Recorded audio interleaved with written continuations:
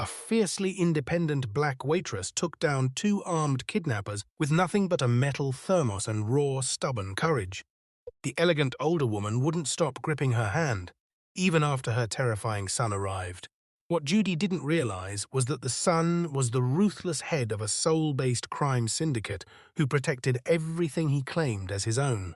And his mother had just claimed her. Judy Trump's feet ached like she'd spent the last 12 hours walking on broken glass. Because she had. 12 hours on cracked linoleum at the late-night diner in Seattle's International District, pouring burnt coffee for night shifters who tipped in dimes and stared through her like she was furniture. She'd smiled through every last minute of it, because that's what older sisters did. They smiled, they pushed through, they covered the tuition so their little sisters could have the life they didn't. Now at 2:14 in the morning, she was finally going home. The rain came down in freezing, relentless sheets, the kind of Pacific Northwest rain that didn't fall so much as swallow you whole. It soaked through the collar of her uniform and turned the back alleys of the International District into dark, moving rivers. She gripped her heavy steel thermos tight in her numb fingers, her work bag pulled across her body, her boots slapping a hard rhythm against wet asphalt. The streetlights here flickered like dying heartbeats, throwing long shadows that stretched and bent in ways that made the back of her neck prickle. She should have taken the main avenue. She always knew better. But the main avenue added 20 minutes, and she needed to call Chloe before her sister's midnight study session ended, and she started to worry. The way Chloe always worried whenever Judy was late and the city was dark, and the world was exactly the kind of place it always had been. Judy picked up her pace. That's when she heard it. A muffled sound, then the sharp, clean tear of silk. It cut through the storm like a blade through skin. Judy stopped moving. Her heart slammed against her ribs so hard she felt it in her throat. Every street-smart instinct she had, the ones she'd sharpened over years of walking home alone, of reading situations before they turned, every single one of them screamed the same thing. Mind your business. Get home. Don't be stupid, but that sound, that quiet, furious dignity underneath the struggle. It cracked something open in her chest before she could close herself around it. A memory her mind had no right to surface right now. Her own mother, small and cornered in a parking lot years ago, looking for someone, anyone, to step in. No one did. Judy rounded the dumpster, and she saw them. A black sedan idled sharp against the curb. Two heavily built men in all-black tactical gear were dragging an elegantly dressed older Korean woman toward the back seat. Her silk scarf torn half from her neck, her silver hair wild and loose, her small frame fighting them with every ounce of her considerable dignity. She wasn't screaming, she was refusing, quiet, fierce, furious refusal against men who outweighed her by 100 pounds each. Get her in the car. Now. Judy's hand moved before her brain finished the order. Her fingers found the police-grade pepper spray on her keychain. Her other hand tightened on the thermos, still full, still scalding from her last shift. Before she could argue herself out of it, her boots were already hitting the wet ground at a run. "Hey!" Her voice tore through the rain, louder and steadier than she felt. "Get your hands off her!" All three men turned. The world held still for one suspended, breathless beat. Then the bigger one looked her up and down, the stained uniform, the name tag, the thermos, and let out a short, contemptuous laugh. "Walk away, sweetheart. This has nothing to do with you." I said let her go. She didn't wait. She drove the pepper spray directly into the first man's eyes in a long, controlled burst. He shrieked, stumbling backward, his hands flying to his face. The second man spun toward her, and she swung the thermos in a hard, decisive arc, steel connecting with the side of his skull, with a crack that echoed off the alley walls like a gunshot. The impact shuddered up both her arms to her shoulders. The man dropped. Judy gasped, felt the shock of it in her body, but didn't stop moving. The woman tore herself free from the loosened grip. She turned, wild-eyed and breathless, saw Judy, and grabbed her arm, both hands, hard, not grasping in panic, gripping, like she had decided in the span of a single second that this exhausted waitress in a stained diner uniform was the safest place left in the world. The blinded man was already recovering. His face was a twisted mask of rage as he fumbled for the weapon at his hip, turning the barrel toward Judy, his hand shaking, his aim steadying. The alley exploded with light. 3 armored black SUVs screamed in from both ends of the street, headlights flooding everything in blinding white. Doors flew open. Men in dark, perfectly tailored suits poured out, low and controlled and deliberate, hands disappearing inside their jackets, eyes scanning, bodies positioning with the cold efficiency of people who had done this 1,000 times in 1,000 dark places. But it was the man who stepped out of the lead vehicle that made everything stop, including Judy's breath. He was tall, well over 6 feet, in a dark wool suit that moved on him like something alive. Black hair swept back from a face of clean, devastating angles. He walked into the alley, without hurrying, without flinching, with the absolute stillness of something that had long since stopped needing to rush, because nothing in its world had the nerve to run. The distant blue and red of police lights strobed across his jaw, his cheekbones, the hard line of his mouth.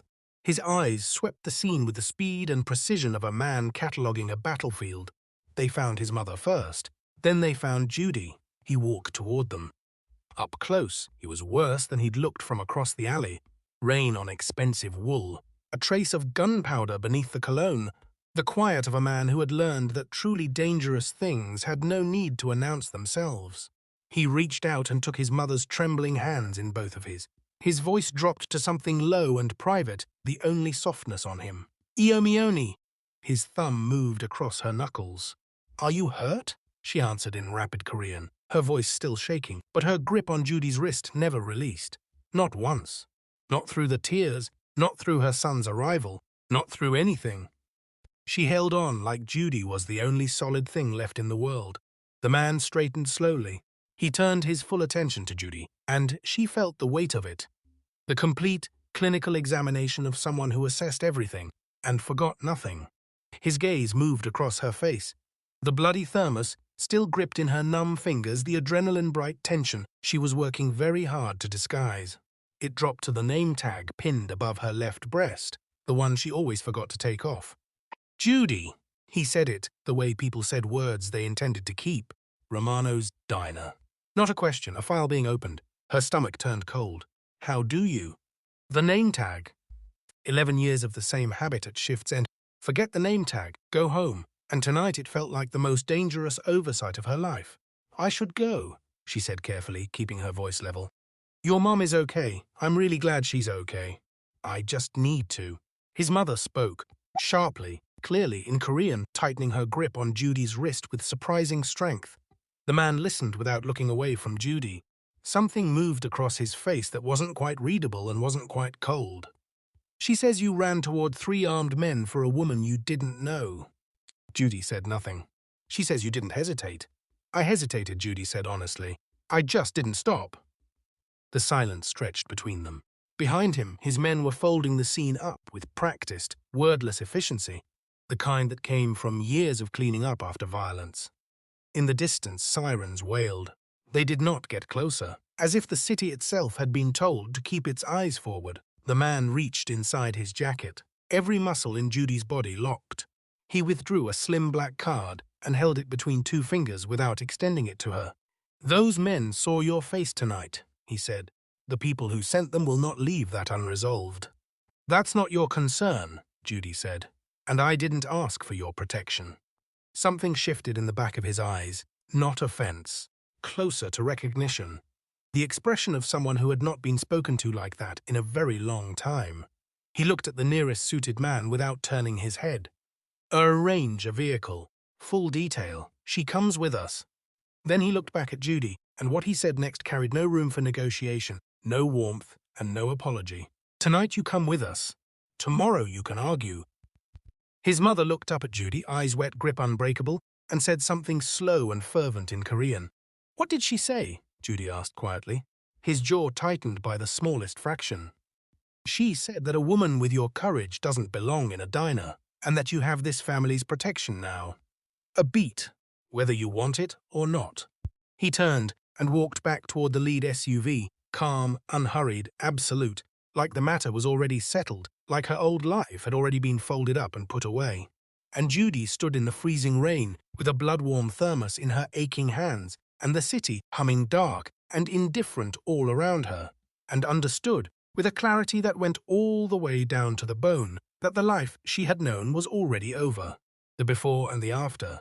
The alley and everything beyond it. She hadn't asked for any of this. She'd just been trying to get home. Judy just walked out of that alley carrying a secret that could get her killed.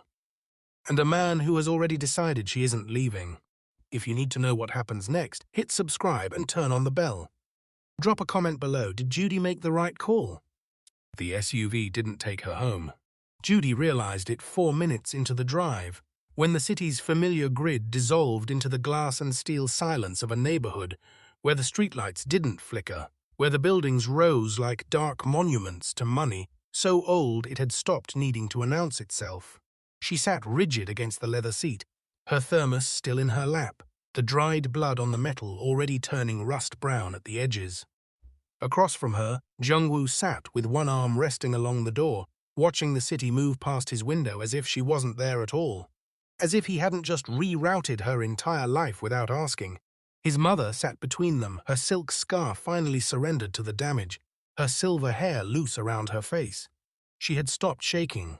She held Judy's hand in both of hers and said nothing, and somehow that silence was the most unnerving thing in the vehicle. The penthouse was on the 52nd floor. Judy stepped out of the private elevator and felt the world she knew fall away below her like something dropped from a great height. The space was vast and dark and breathtaking, in the way that things are breathtaking when they are slightly terrifying. Floor-to-ceiling glass, looking out over a Seattle that glittered cold and indifferent in the rain, leather furniture the color of midnight, low amber lighting that turned every surface to gold and shadow. It smelled of cedarwood and expensive restraint, not a showroom, a fortress dressed as a home. She stood at the threshold in her stained uniform and her worn boots, and she felt every single one of her 12 hours on her feet. Every dime tip, every fluorescent light, every cracked tile, pressing through the soles of her shoes into this immaculate floor. Jungwoo spoke quietly to one of his men.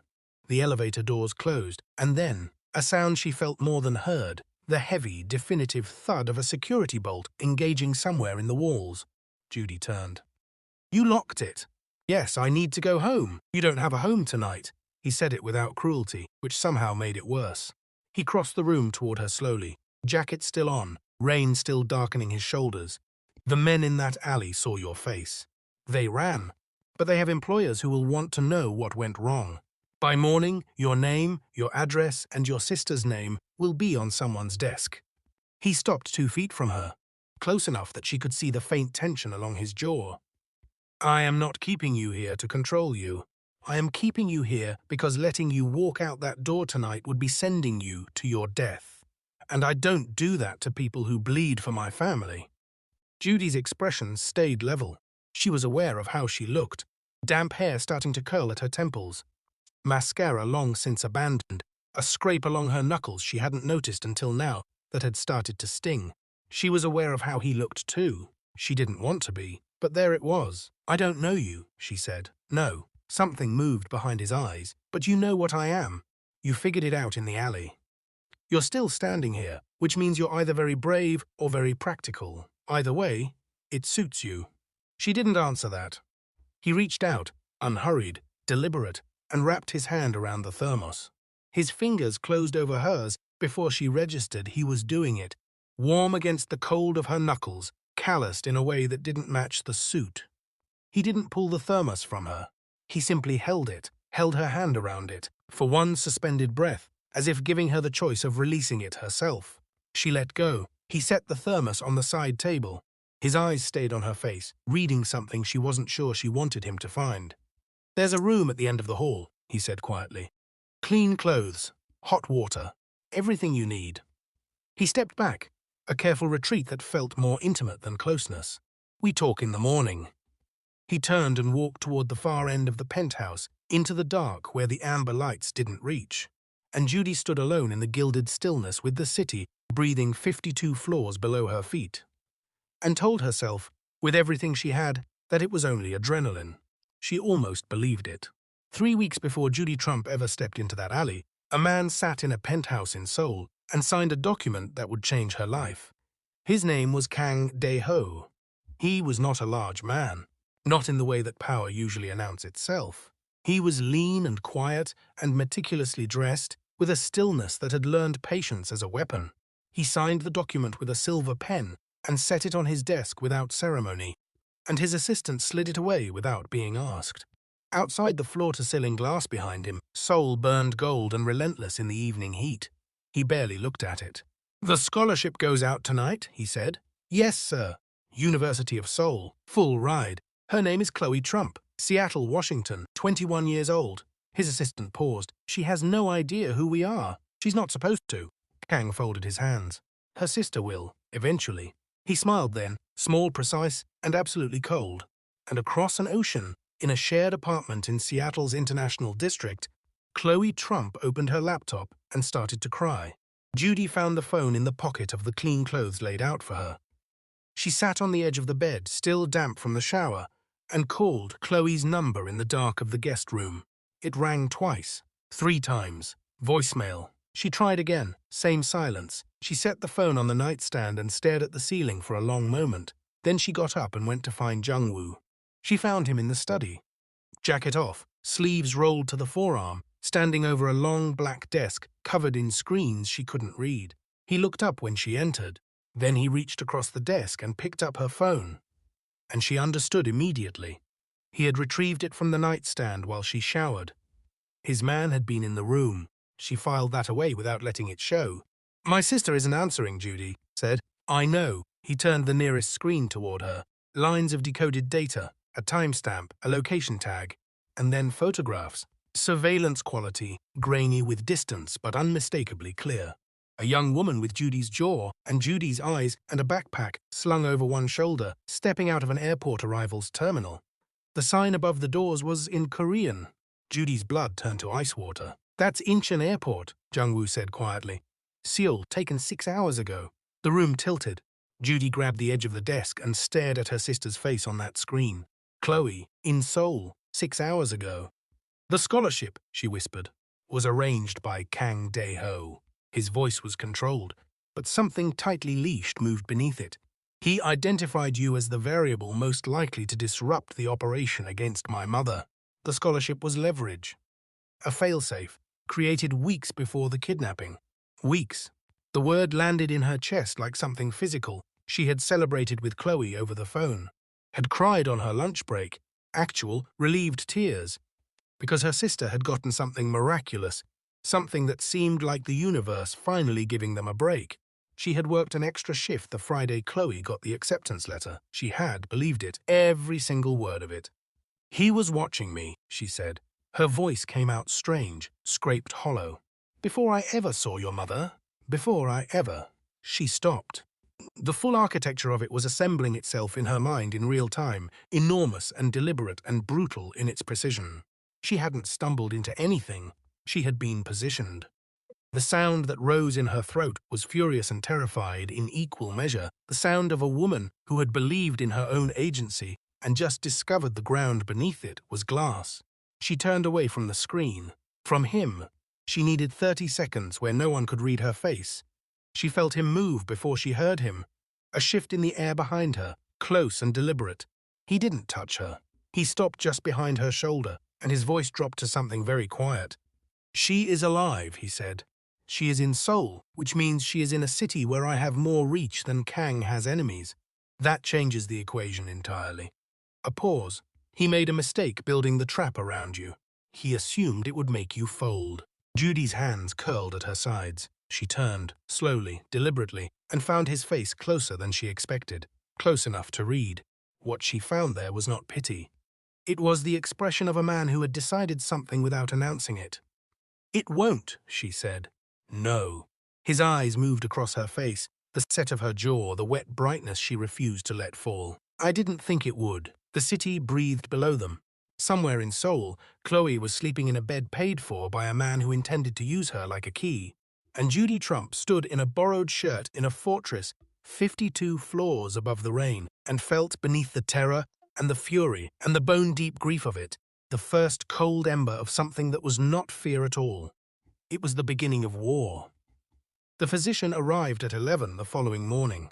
He was soft-spoken and immaculately presented. A small leather bag, a quiet manner, the practiced warmth of someone who treated people like Madame Bay regularly. He introduced himself to Jung-woo's men at the door without being asked, offered his credentials without hesitation. Everything about him was exactly right. That was the first thing that was wrong. Judy sat in the corner of the sitting room and watched him unpack his bag with the attention she'd learned in neighborhoods where things that looked fine usually weren't. She watched Madame Bay receive him with gracious, unhurried calm. A small woman in fresh silk, her silver hair pinned back, her wrist resting lightly on the arm of her chair as if the previous night had cost her nothing.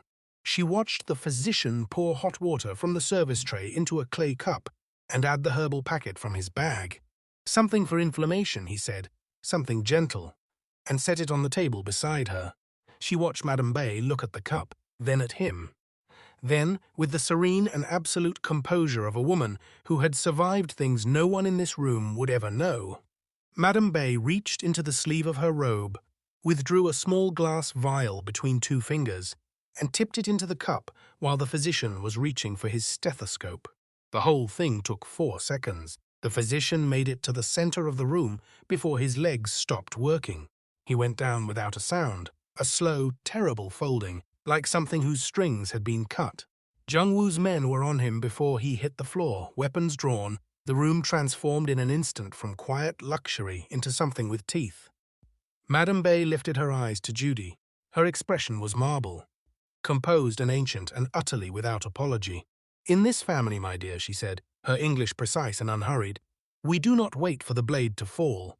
She set her untouched tea down and folded her hands in her lap. And the room, the entire room, exhaled around her. The adrenaline left Judy at 2 in the morning. It didn't fade, it abandoned her. All at once, like a tide pulling back from shore. She was in the kitchen, standing at the counter with a glass of water she hadn't drunk. When it happened, her hands started shaking first, then her shoulders. Then something in her chest cracked open that she had been pressing shut since the alley. She didn't hear him come in. She only knew he was there because the quality of the air in the room changed. That cedarwood presence she was already, against her better judgment, beginning to recognize. She didn't lift her head. She refused to perform composure for him in her own collapse. He crossed to the cabinet beside her, opened it, and took down a small first aid kit with the ease of someone who knew exactly where it lived. He set it on the counter.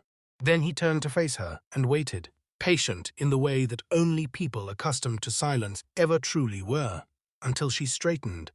Her knuckles were worse than she'd thought. The scrape from the thermos impact had torn through the skin in a thin, ugly line across 3 fingers, the edges dried and pulling.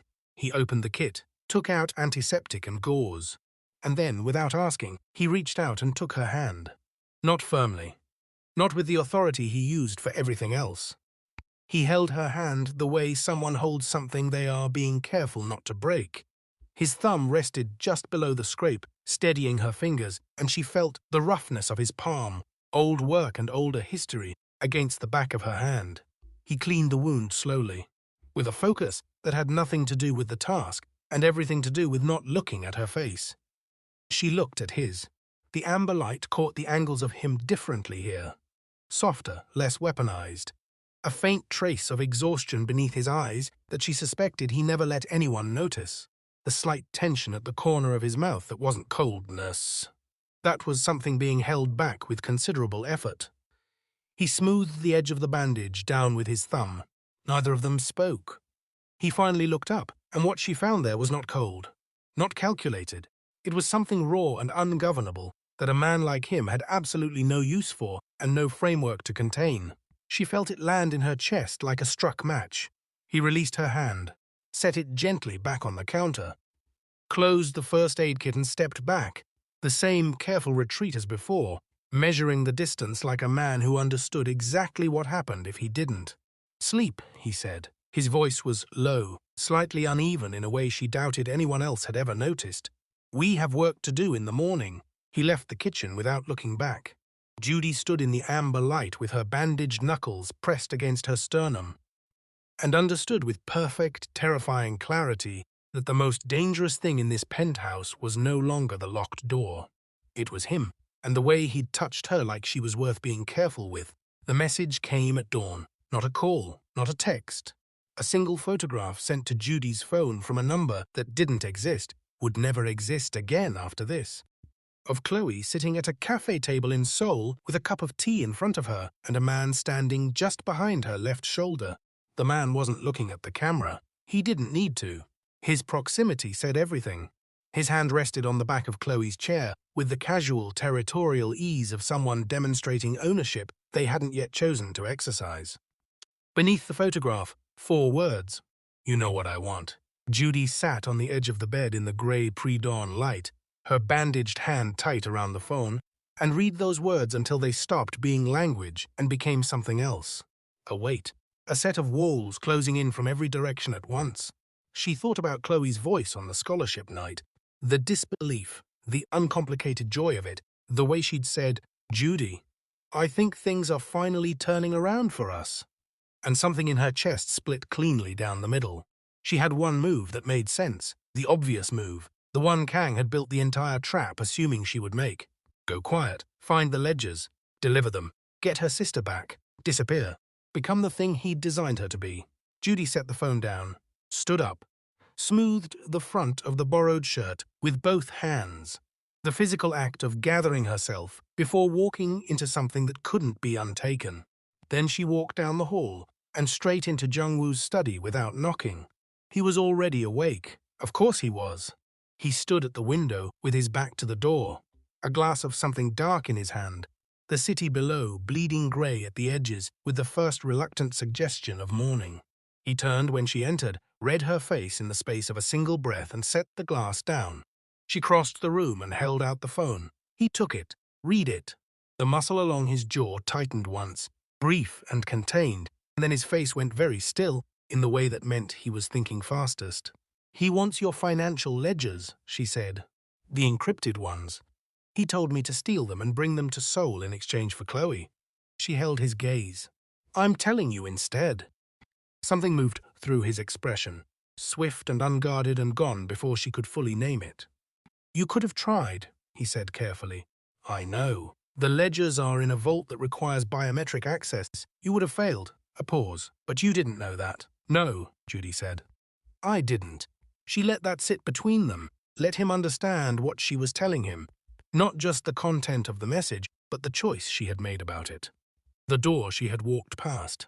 I'm not going to be his instrument. Not against you. Not against your mother. Not after. She stopped. Reset. I need my sister back.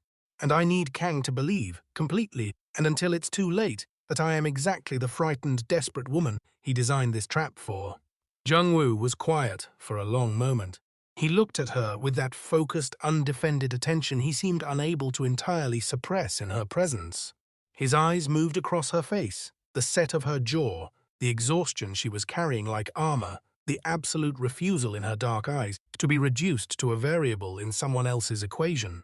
You want to go to Seoul, he said. I want to walk into his meeting carrying drives he thinks will destroy you.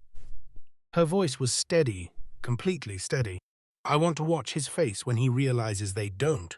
The silence that followed was the kind that made decisions. Jungwoo moved to the desk. He pulled up a screen, typed a rapid sequence, and brought up a schematic. Drive architecture, encryption layers, electromagnetic containment. His mind was already 3 steps ahead. The drives need to look authentic under technical inspection, he said. He'll have someone verify them before he releases Chloe, which means we have approximately 72 hours to build a forgery sophisticated enough to fool a man who has been dismantling my empire for 3 years. Can you do it? He held her gaze across the desk. Can you walk into a room with Kang Dae-ho, alone, with your sister's life on the line, and not let him see a single thing on your face that doesn't serve the plan? Judy thought about a 12-hour shift, about smiling through it, about the iron discipline of a woman who had learned very young that survival required you to feel everything and show nothing. Yes, she said simply. Something shifted in his expression, slow, tectonic, irreversible. He looked at her like she had walked into a room he had built around himself very carefully and rearranged it without touching a single wall. He straightened, reached for his jacket with the deliberateness of a man stepping back from an edge he hadn't intended to approach. Then we have work to do, he said quietly. but his eyes stayed on her for one breath longer than the sentence required. And in that breath, the power between them shifted, invisibly, irrevocably, from protector and protected into something far more equal, far more volatile, and far more dangerous to them both. 72 hours felt like a held breath. The penthouse became something else in those 3 days. Not a gilded cage, not a fortress, but a forge. Every room reorganized around a single purpose.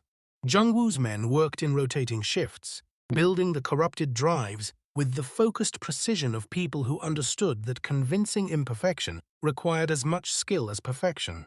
The EMP device was assembled inside the briefcase lining by a man who said nothing, touched nothing he didn't need to, and left without eating.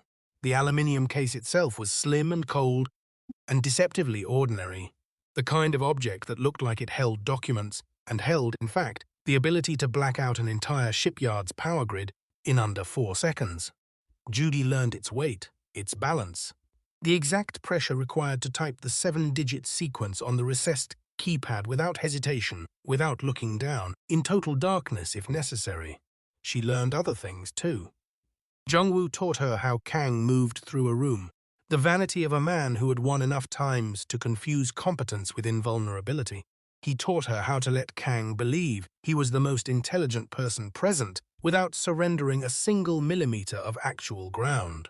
He stood across the study from her and said, "Look at me like you're afraid." And she did it, and he shook his head. Like you're afraid but hiding it. There's a difference. Kang will look for the hiding.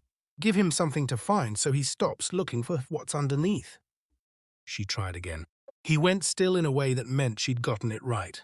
They worked standing, then sitting, then with the briefcase between them. He circled her the way Kang would, measuring, probing, looking for the seam in her composure, and she held herself like stone and watched him from beneath her lashes and gave him exactly as much as the plan required, and not one atom more. By the second day, he had stopped correcting her. By the third, he had started watching her with the unspoken respect of someone who had revised their estimate upward and wasn't entirely comfortable with how high the revision had gone. The night before Seoul found them on the terrace. The city spread below in rivers of cold light, the wind off the sound sharp and tasting of rain that hadn't arrived yet. Judy came to stand beside him at the railing, close enough that their arms nearly touched, and looked out at the same city they'd been circling from opposite ends of every room for 3 days. "Tomorrow," she said. "Tomorrow," he agreed. The silence that followed was taut and alive, full of everything that 3 days of proximity and purpose and the specific intimacy of preparing someone you were beginning to need had deposited between them without permission. He turned first. She felt it before she turned to meet it, the shift of his weight, the direction of his attention.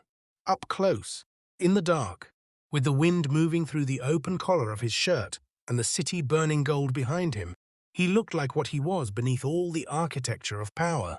Something older and less defended. He lifted his hand and touched her face, just his fingertips, just the line of her jaw, the way someone touches something they have been trying not to touch for longer than they want to admit. Her breath caught, not in fear, in the devastating recognition of a feeling she had been naming wrong for 3 days. "I have sent people into dangerous rooms before," he said quietly. His voice was lower than usual, rougher at the edges. "I have never stood on this side of it and understood what it costs." She didn't look away. "You are going to walk into that shipyard, and you are going to be extraordinary," he said. "And I am going to be standing in the dark, waiting for you to come back out. I need you to know." His thumb moved along the edge of her cheekbone, slow and deliberate. "I need you to know that is not how I operate. That is not something I have ever needed before you." Judy felt the words land in every quiet place she'd been guarding since the alley, since the kitchen, since he'd cleaned her knuckles like she was worth being careful with, and then walked away from what it meant. She reached up and covered his hand with hers, her bandaged fingers against his knuckles, warm and deliberate, holding it there, answering him without speaking. He exhaled, slow, uneven, the sound of something long held finally released. "You are mine to protect," he whispered. His mouth was close now, the words landing against her lips like a question that had already decided its own answer. "That has not been negotiable since the alley." The wind moved between them. The city burned below. She closed the distance. The night swallowed them whole. Rain finally arriving, drumming against the terrace glass, wrapping the penthouse in a sound like the world sealing itself shut around the two of them. What happened in the dark between two people who had chosen each other in the hardest possible way? Not in safety, not in softness, but in the full knowledge of what tomorrow held, belonged only to them. What mattered was that when morning came, grey and cold and enormous, Judy Trump stood at the elevator with the aluminium briefcase in her hand, her spine straight, her eyes clear. And Jungwoo stood 6 feet away with his hands at his sides and something in his face that he made no effort for once to hide. She didn't say goodbye, neither did he. She stepped into the elevator. The doors closed, and he stood in the silence she left behind, in a penthouse that had never felt empty before, and understood, with the cold certainty of a man who had survived everything, exactly how much he had to lose. Seoul smelled like rain and rust, and something older, something that had been burning long before Judy landed on its soil. The shipyard sat at the edge of the Han River like a wound the city had tried to forget, all collapsed scaffolding and corroded steel, the kind of place that swallowed sound whole. Neon from the distant skyline bled across the wet asphalt in smears of red and blue, painting the ground beneath her heels like a crime scene that hadn't happened yet. Judy walked like she owned every inch of it. She was dressed in all black, fitted tactical pants tucked into boots, a structured jacket that pulled across her shoulders with each measured step. Rain had dampened the tight coils of her hair against her temples, and a thin trail of water traced the sharp line of her jaw.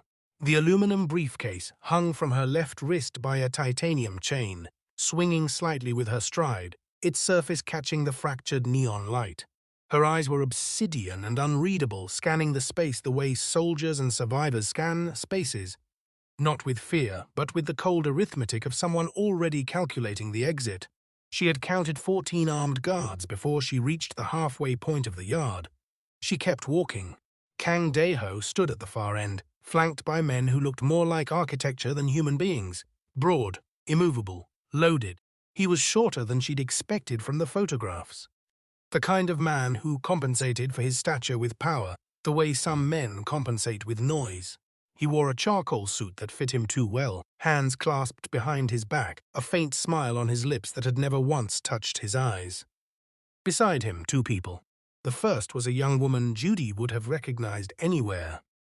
Chloe was 21 years old and terrified, her natural hair loose and disheveled around a face that carried Judy's jaw and their mother's eyes, her university backpack still over one shoulder like she'd been grabbed mid-step. She was shaking. She was upright. She was fighting the trembling with everything she had, because she was a Trump woman, and Trump women did not collapse in front of strangers. The second was Madame Bay. Jungwoo's mother stood with her chin level and her silk blouse pressed, but her wrists were bound behind her, a deliberate insult from a man who understood symbolism. Her silver hair was unbound. Her eyes, when they found Judy's across the dark and the distance, were not afraid. They were furious. Judy's chest tightened with the full weight of it. Kang had taken both of them, her sister and the woman she had bled for in that alley. The message was unmistakable.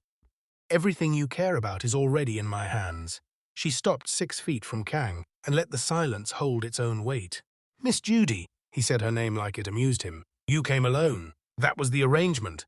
His smile widened. American women, always so certain the rules apply to them.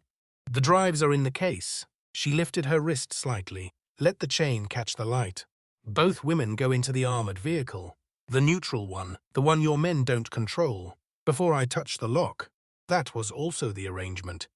Something shifted in his expression. The displeasure of a man who had never been interrupted before. He stepped closer, and she let him come, held her ground, with the stillness of someone who had learned, painfully and early, that flinching was currency, and she refused to spend it. You're in my country, he said quietly. My city, my yard, and you're making demands. I'm honoring a contract. Her voice was low, each word laid down like a brick. You want what's in this case. You know what's on those drives. And you know. She tilted her head slightly, the rain tracing her cheekbone, her jaw, that I'm the only person standing between you and the man who sent me. So yes, both women, neutral vehicle, first. The silence between them was a living thing. Then Kang laughed, short, sharp, the kind of laugh that didn't reach further than the throat. He turned to one of his men and issued a single clipped sentence in Korean. 4 guards broke from the formation, 2 moving toward Chloe, 2 toward Madame Bay, and escorted them toward the far side of the yard where a black armored truck sat idling, engine quiet, plates scrubbed clean of any registry. Chloe looked back once. Her eyes found Judy's across the dark and the rain. "I'm getting you out," Ted, Judy said with nothing but her gaze. "Both of you." "Hold on," Madame Bay did not look back. She walked with her chin raised and her bound wrists steady, the posture of a woman who had decided that whatever came next, she would meet it standing. When the truck door closed and the locks engaged, something loosened behind Judy's ribs, just enough, just the space to breathe. Kang watched her with new interest now, something sharper and less performative than the arrogance he'd worn on arrival, the look of a man quietly recalibrating. "The key," he said.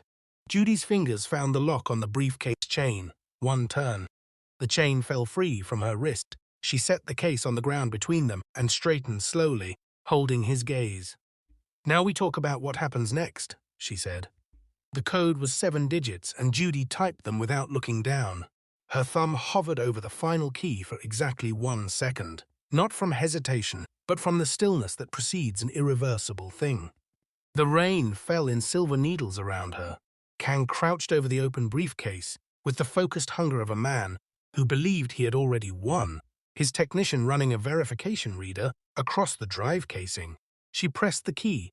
The world went dark, not gradually, not with a flicker or a warning. One moment the neon bled across the asphalt in rivers of color, the guards stood rigid in their formations, and the shipyard hummed with the ambient electricity of men prepared to kill. And then nothing.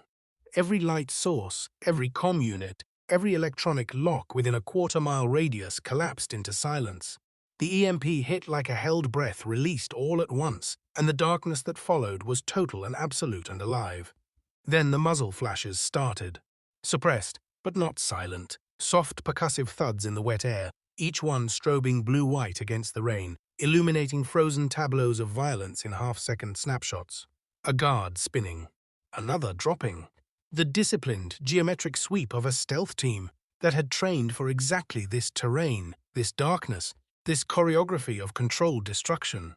Jung-woo's men moved like weather. Judy had already moved. She dropped low the instant the EMP triggered, her boots finding the slick asphalt with muscle memory rather than sight, her body oriented by the mental map she'd built during those 6 measured minutes of walking the yard. She knew where the steel pipe was. She'd clocked it on arrival, rusted, 3 feet long, leaning against a collapsed support beam like it had been waiting for her specifically. Her fingers closed around it just as Kang found her. He was faster than she'd expected. Disoriented, yes, but the kind of man who ran criminal infrastructure across 3 countries didn't survive this long by freezing in the dark. She heard him before she felt him, the specific sound of a serrated blade clearing its sheath. And then his hand caught her shoulder and spun her hard into the side of a shipping container. The impact rattled through her teeth. She tasted copper, felt the rain on her face like cold hands. Kang pressed in close, the knife low and angled, and in the fractured blue light of a distant muzzle flash, she saw his expression, stripped of the smug civility he'd worn like a costume. What was underneath was something much older and much uglier. "You played me," he said. "Start to finish," she answered. He lunged.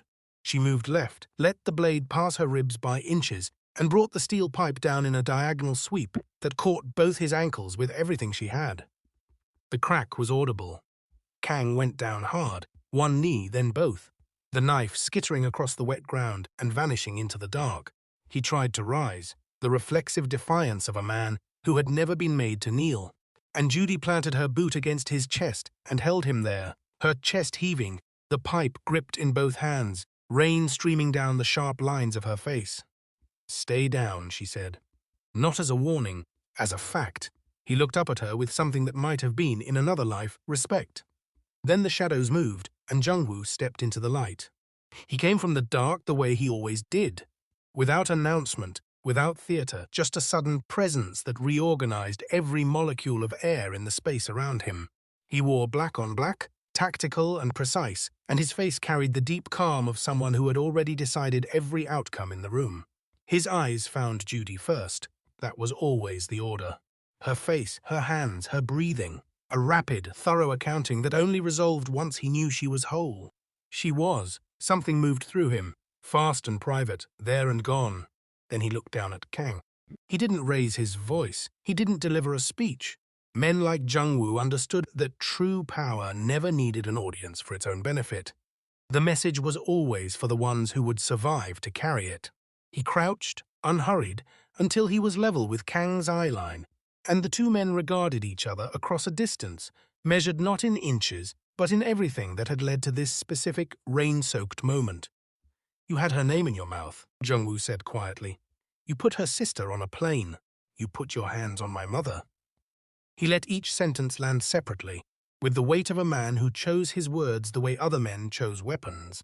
"You built a trap around the one person in this world I will not negotiate over." He stood. The first shot was precise, a statement, not a punishment. The second was slower, deliberate, weighted with the arithmetic of a man settling a debt that had been accumulating since the moment Kang first typed Judy's name into a file. Each one landed with the quiet certainty of a period at the end of a long, unfinished sentence. Not rage, not cruelty for its own sake. Something colder and more intimate than either. The methodical language of a man drawing a border around what was his and burning it into the memory of every surviving witness so thoroughly that no translation would ever be needed. This is what it costs. Remember the cost. When it was done, the shipyard was quiet except for the rain. Jungwoo turned. Judy hadn't moved. She stood exactly where she'd been, the pipe still in her grip, rain soaking through her jacket and tracing the lines of her collarbone, her throat, the set of her jaw. Her eyes were steady. She had seen violence before, had lived adjacent to it, had survived it, but this was different. This was performed for her. She understood that without needing it explained. It should have frightened her. The part of her that it didn't frighten her more. He crossed the yard toward her in long, even strides, and when he stopped in front of her, the distance between them was close enough that she could see the rain on his jaw, the single hairline fracture in all that controlled precision. The effort his stillness was costing him now. His hand came up, slow, deliberate. His thumb traced the line of dried blood at the corner of her mouth with a gentleness that was almost unbearable against the brutality of the previous 2 minutes. She didn't pull away. "Close?" she asked. "Your mother?" Both already moving. Both safe. Judy exhaled, long and uneven. The release of everything she'd been holding since the plane touched down, since the chain locked onto her wrist, since she'd agreed to walk into the mouth of something that could have swallowed her whole. He was still watching her, that dark, unreadable attention she had spent weeks trying not to think about. "You swept his legs with a pipe," he said. "I worked with what was available." Something shifted in his expression, the closest thing to warmth she had ever seen move through it. It changed his face entirely, made him look younger and more dangerous at the same time. The rain fell between them like a curtain about to close. The weapon hit the ground with a sound like finality, not discarded, placed. Jungwoo set it down the way a man sets down something heavy he has been carrying for years, a deliberate unclenching, a choice. The hardness drained from his eyes slowly, in degrees, the darkness receding until what remained was something rawer and far more dangerous to Judy than anything that had come before it. He closed the distance between them without a word. His arms came around her, and she felt the full weight of him, the tension in his chest, the controlled strength of his hold, the way he pressed her against him, not like a possession, but like something salvaged from a burning building. She was rain-soaked and cold, and her ribs ached from the impact of the shipping container. And none of that mattered because his hands were at the back of her head, and her face was against his neck, and they were both breathing too hard for people who were standing still. She didn't cry. That wasn't who she was. But she gripped the front of his jacket with both hands, the dark fabric bunched between her fingers, and she held on with the quiet ferocity of a woman who had learned, painfully and young, that everything could be taken, and was not yet ready to let this go. He said her name once. Just once. Low and close to her temple, like a word he'd been keeping in a locked room and had finally decided to say out loud. She felt it everywhere. Chloe never knew the full shape of what had happened in that shipyard. She knew she had been taken. She knew Judy had come. In the weeks that followed, she rebuilt the story she could live with. Her sister had connections, had called in favors, had moved mountains the way Judy always moved mountains, quietly and without asking for applause. The truth, the briefcase, the drives, the bodies, the rain-slicked execution that had dismantled one of Seoul's most fortified criminal networks in under 4 minutes, stayed where it belonged. In the dark, Madame Bay said nothing to contradict that story. She had simply taken Judy's face in both hands the morning after the shipyard, studied her the way mothers study daughters they are choosing to claim, and said in careful, deliberate English, "I knew from the moment you rounded that dumpster that you were exactly what this family needed." Then she had released her, straightened her own silk blouse, and asked for tea, as if the world had been set right and there was nothing left to discuss. Kang's empire didn't collapse. It was absorbed, redistributed, folded into a larger architecture with the precision of a hostile acquisition, every asset catalogued and claimed before the body was cold. The underworld noted the transition the way it noted all transitions, with silence, with recalibration, with a new name added to the list of things not to touch. Judy's name. It moved through those corridors in whispers first, then with a different kind of weight. The woman with the briefcase. The one who walked into the lion's den and walked back out with the lion's head. In a world where power was the only language spoken fluently, she had said something undeniable. She was still learning the full measure of what she'd said. Seattle in late autumn wore its grey like a crown. The penthouse sat above the fog line, all floor-to-ceiling glass and clean angles, the city sprawling below in a grid of amber light. Judy stood at the window in ivory silk that moved when she breathed, her hair loose around her shoulders in dark coils, a glass of something amber held loosely in her fingers. The exhaustion that had lived behind her eyes for years, the bone-deep kind that came from double shifts, and the constant low hum of survival, was gone. In its place was something quieter and more settled, not softness, depth. Chloe had called that morning from her apartment in Seoul. Fully enrolled, fully safe, her voice bright with the particular aliveness of a young woman discovering who she was capable of being. She had no idea her tuition had ever been anything other than a scholarship. She had no idea what her sister had carried to keep her that way. Judy intended to keep it exactly like that. Jungwoo came to stand beside her. He'd lost the jacket, the collar of his shirt open at the throat, and, in this light, stripped of the shipyard and the strategy, he looked like a man who was still learning how to exist in spaces without exits mapped.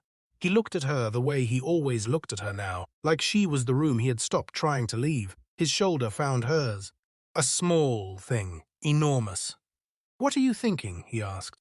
She considered the city below, the lights, the distance, the life moving through it in arteries of gold. 6 months ago, she was carrying plates at Romano's diner, trying to figure out how to cover Chloe's tuition on a waitress's wage and a prayer. Now she was standing in the eye of an empire that answered to the man beside her, having learned, in the most brutal possible classroom, that she was not incapable of answering back. "That I'm not afraid anymore," she said. He turned to look at her, that quiet, devastating attention. Of what? She met his eyes. Any of it. The city shimmered below them. His hand found hers at her side, fingers lacing slowly, and the silk whispered against her skin as she turned toward him, and the space between two people who had walked through fire and chosen to stay closed. Did Judy's transformation from a struggling waitress to the untouchable queen of the Seoul syndicate leave you breathless? If you love slow-burn dark romance, protective alpha mafia bosses, and heroines who fight back, you will not want to miss our next story. Hit that subscribe button, give this video a like, and tell us in the comments. What would you have done if you were in the alley that rainy night? Turn on the notification bell so you never miss a chapter of passion, power, and brutal revenge. See you in the underworld.